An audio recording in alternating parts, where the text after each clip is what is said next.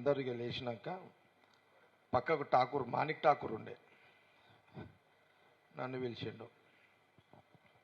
జగ్గారెడ్డి ఏ com కర్ సక్తే క్యా సాబ్ అన్నాడు. నేను 15 నిమిషాలు మాట్లాడినా, విన్నాడు. సాబ్ బోలో సాబ్ అన్నా. अगर आपको किसी के ऊपर गुस्सा आए तो कांग्रेस पार्टी में నీకు కాంగ్రెస్ పార్టీలో ఎవరి మీద కోపం వస్తే బయట తిట్టకు, నువ్వు ఢిల్లీకి రా, నాకు వచ్చి నా ముందు తిట్టు అని చెప్పిండు ఆయన. నిజంగా ఇది అబద్ధం కాదు. పక్కకు మాణిక్ ఠాకూర్ ఉన్నాడు. अगर आपको गुस्सा है तो अगर राहुल गांधी मर्चिपोयाరు, राहुल जी भी भूल गए होंगे. राहुल जी बोले भाई आपको अगर किसी के ऊपर गुस्सा है तो सीधा दिल्ली आओ,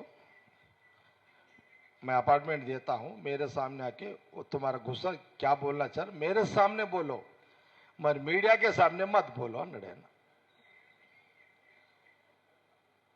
మీడియా ముందు అనకు, కోపం వస్తే నువ్వు నా దగ్గరికి రా, నా ముందు ఏమంటావాను నువ్వు అని. అందుకే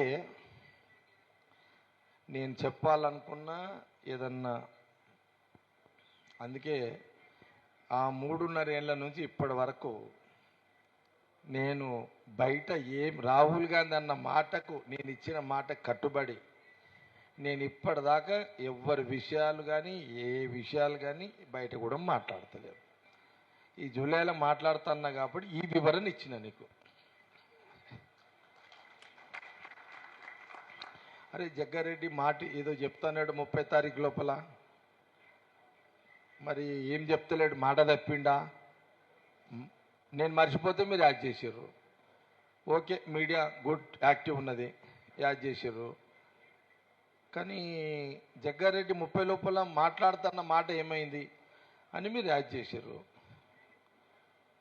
నా మాట మీద నేనున్నా, కానీ ఇక్కడ ఏముంది, मैं राहुल जी को बात दिया, 3.5 साल बाहर बात नहीं करा, अभी करता.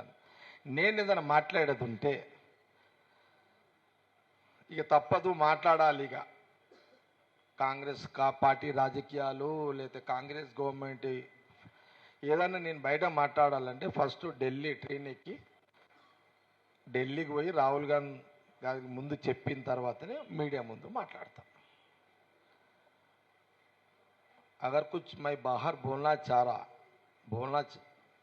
आने का दिन आने का है, आई तो सीधा ट्रेन चढ़ता हूँ, दिल्ली जाऊँगा, राहुल जी अपार्टमेंट 15 दिन 1 महीना रह के अपार्टमेंट लेके बात करने के बाद आके बात करता हूँ.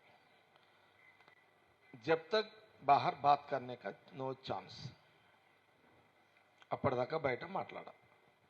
క్లారిటీ వచ్చిందా? Okay right. ఇది అయిపోయిందిగా.